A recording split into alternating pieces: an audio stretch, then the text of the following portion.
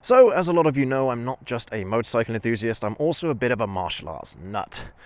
And it just so happens that I also run a martial arts gym here in my local area. Now, on this channel, we've seen a load of crazy things happen on our reaction videos, many of which unfortunately involve other drivers. So in today's video, I thought I'd do something a little bit different and give bikers a bit of a self-defense lesson. This is going to be fun. Let's jump right in. Alright guys and gals, so before we jump on the ZH2, go for a ride, just a little disclaimer. Bikers are obviously quite easy targets on the road. And if you are genuinely serious about practicing martial arts, learning some self-defense, then definitely go and check out your local establishments. They'll be able to teach you a hell of a lot more than I will in a 10-15 minute video. But having said that, today's video we should be able to help you with a bit more self-awareness and understanding when you are physically in danger, and then the actions you can take to get yourself out of it as quickly as possible. So, with that in mind, let's jump on, let's go for a ride.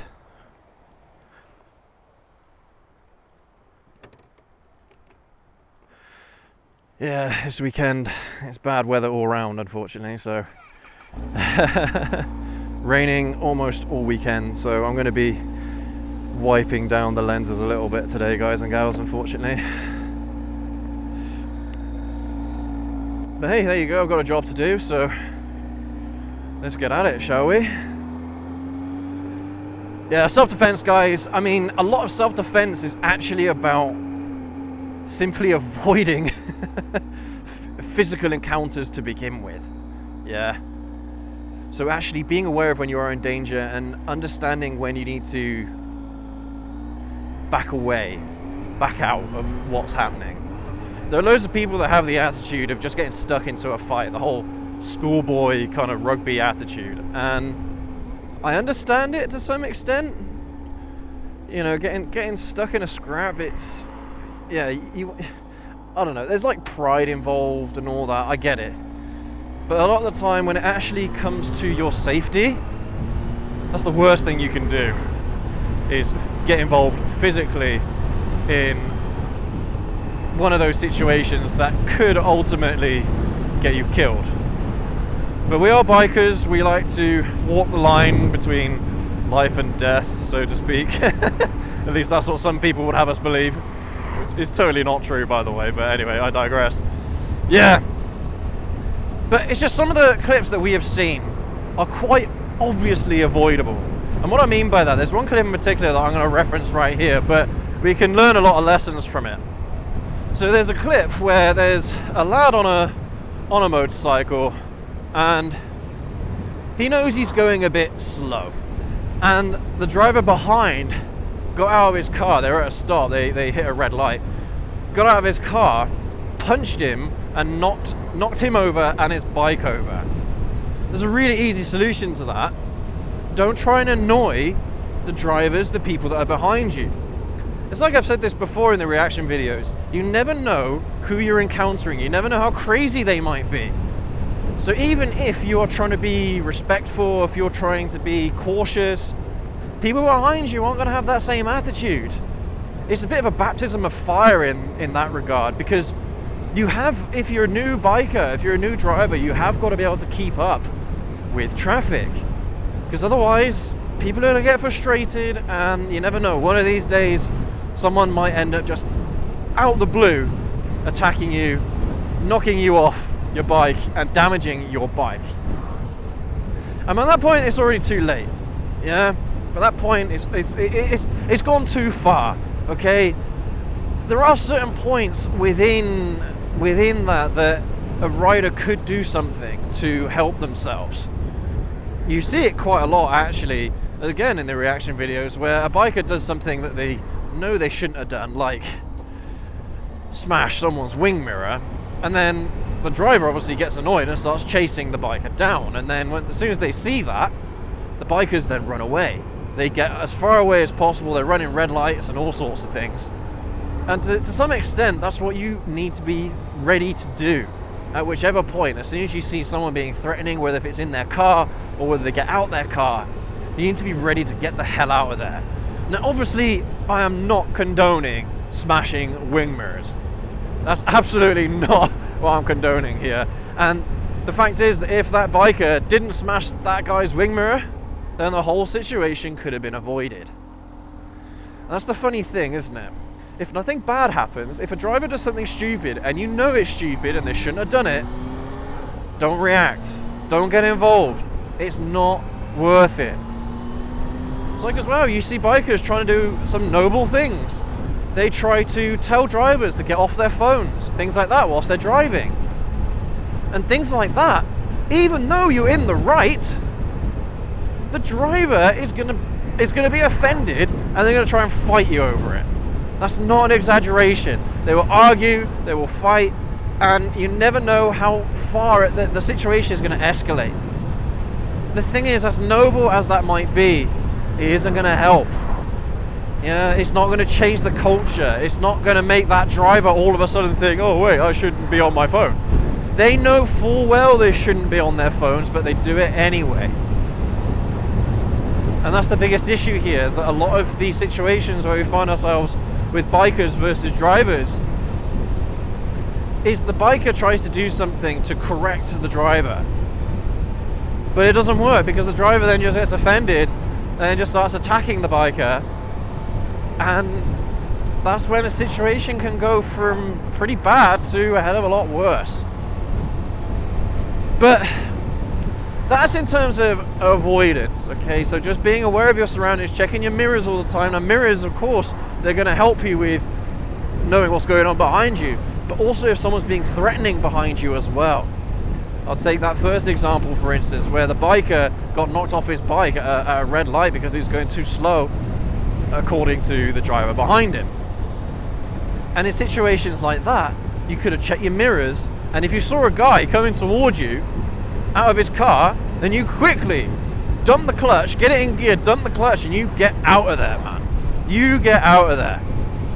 Now, there is something to be said about running red lights and things like that. Again, I wouldn't run a red light if I could help it. Now, in the case of this biker, we don't know what the aftermath was of this first clip, but there were obviously loads of drivers around. So loads of people saw what happened.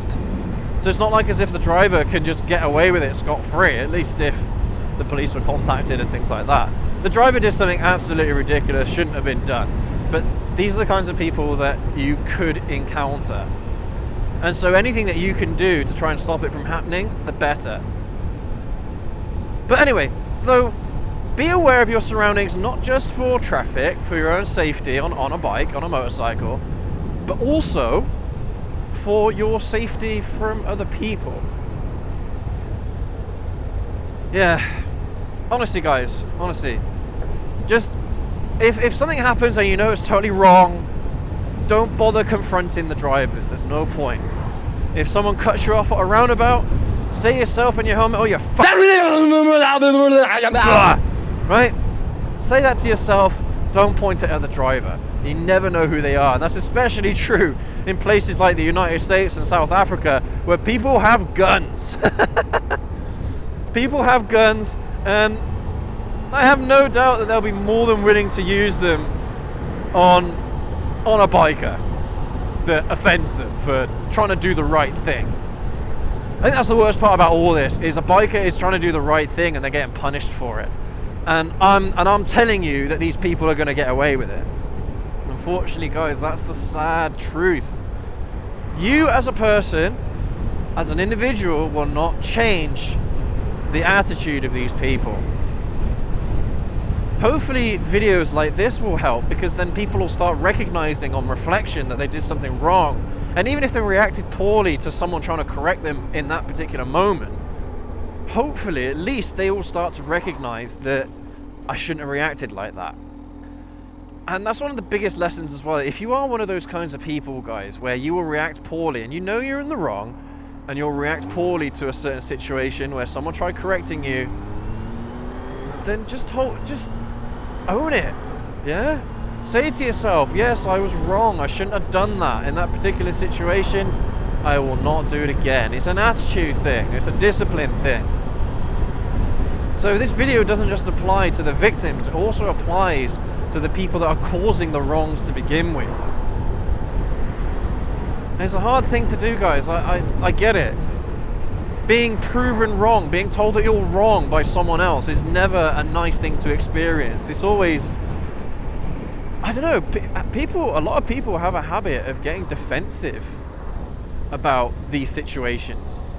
They get defensive when they're proven wrong, but it's just a case of pride, you know? Pride, trying to fight your corner anyway. And I've been in that situation a load of times. I mean, that's why I say to you guys, if I say something and I'm wrong about it, tell me. Tell me in the comments that I'm wrong, convince me. I like to try and be as open-minded as possible, and as hard as that is, that's how we grow as people. That's how we become better people, by understanding another person's point of view and accepting it, even if we disagree with it. But anyway, that's a more philosophical, moral kind of argument here. Let's go back to the self-defense thing. All right, so you're in the situation now. You haven't been able to avoid it, okay? You got yourself into a situation where now someone is potentially threatening your life. Well, what do? Well, there's another reason why you should wear all of your kit. If you're wearing all your biker kit, you're wearing your jacket, you're wearing your gloves, you're wearing your helmet, that's actually pretty good armor against punches, against attacks, kicks, even against knives. The leather could help with a knife attack, because you can use the leather to defend or to guide away the blade. Also, a lot of motorcycle gloves have these hard knuckles here. You can see them there. These are my old gloves because it's quite cold. But yeah, they have these hardened knuckles. You punch someone with that, it's gonna bloody hurt. And that's one thing as well that I also say a lot of the time to a lot of my martial arts students, is when you're in a self-defense situation, you really don't want to punch people, because punching people can actually break your hand. It's surprisingly easy. You punch someone in the head, the bones in someone's head are a lot stronger than the bones in your hand, so it makes sense that you just break your hand if you try and punch someone. So instead you can use what's known as a palm heel or a palm strike. Oh, is it three-way traffic controlled? Oh, no, it's not. Fair enough. There's a sign there saying three-way traffic control and all the traffic lights are off. Whatever. Anyway, yeah, palm heel strikes. Palm strike, where you use your palm to attack instead, because you're taking all the bones out of the equation from your hand. Your hand is going to hurt, no doubt, but you're not going to have any broken bones from it. But when you're wearing your motorcycle gloves, you haven't got that problem. You've got wrist support to help with your wrist if you do try to punch someone. You've got protection in terms of insulation, padding, and as long as you can hit someone with the hard part of the knuckles here, they ain't going to be too happy. They're not going to come off very well from a situation like that. And so you can defend yourself. Your boots, for example, very, very good self-defense weapons, especially if you have hardened boots, leather boots, boots that have got loads of plastics and armor to protect you in the event of a crash. Well, you can use that. You can use that to defend yourself. Yeah. But like I said, that's kind of when the situation has gone a bit too far for my liking. I don't condone people putting themselves in danger for those kinds of reasons over a motoring dispute. Honestly, guys, it's not worth it. It's really not worth your time, your effort, your life, your well-being. So if you take anything away from this video, guys, is try and avoid these situations as much as possible, because there's no need. Again, you'll end up looking back on it on reflection, you'll be like, what was the point in all that? Yeah. But anyway, guys and gals, I think I'm going to leave the video here. Hopefully this video will make you a bit more aware of your surroundings, a bit more aware of getting out of a situation. And remember that bikes are small machines, okay? They can fit through quite a lot of traffic. They can fit through quite a lot of small spaces that a guy in a car isn't going to be able to fit through. So if it's like a side road with an alleyway or something like that, you can escape that way. Try and find ways and find routes of escaping. I suppose it is a biker attitude as well to always have a route of escape just in case they need to, because there's a crash that's happening behind them or something like that and they've got to get away from it. Well, you can have the same attitude to self-defense, where you always have a back door You always have an area that you can escape from. And I mean, bikers are always vulnerable when they're stopped. So it does make sense as well as another benefit to filtering. If you have a motorcycle, don't be afraid to filter with it, because it will make you safer. There have been occasions where, and people will hate you for it as well. Wait, there's a bump there, I didn't see that. People will hate you for filtering. I don't know why, but drivers just don't like it when bikers filter. It's just one of those typical things that drivers get angry about because they're stuck in all the traffic. Whatever. But when people shout at you, you're filtering, they can't touch you. It's not like they can filter as well, is it? So you have a lot of options as a motorcyclist, guys. So take them. Take them. Definitely make sure that you are always looking to keep moving, because you are most vulnerable when you're stationary. So always keep moving and always try and stay well away from traffic anyway, just for your own safety in terms of riding a motorcycle, but also for the safety of your well-being in one of these self-defense, hypothetical self-defense scenarios.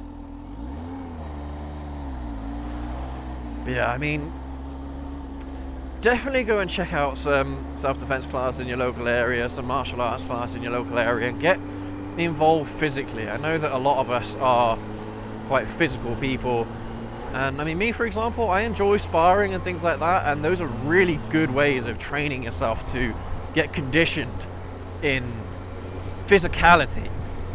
And you can only do that in person. Unfortunately, guys, I wish I could teach all of you self-defense. I wish that I could do all of that with you guys, but it's definitely worth getting that experience, I believe, for sure. Martial arts aren't just something that, it's not just a lifestyle choice, it's not just a discipline choice, it can mean the difference between life and death in some of these scenarios here, guys. So I definitely recommend, especially if it's like a kickboxing club or something like that, a club where you can do physical sparring.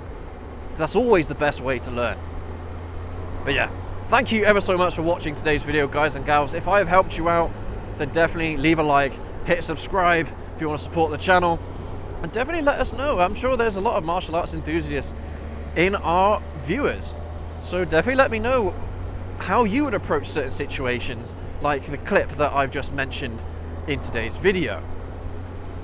Definitely let us know your thoughts on all that, and yeah, let's have a bit of a discussion about how the best way we can approach these situations, because they do vary and there's a lot of unpredictability in these situations, but hopefully it will at least give you a bit of a leg up on your attacker.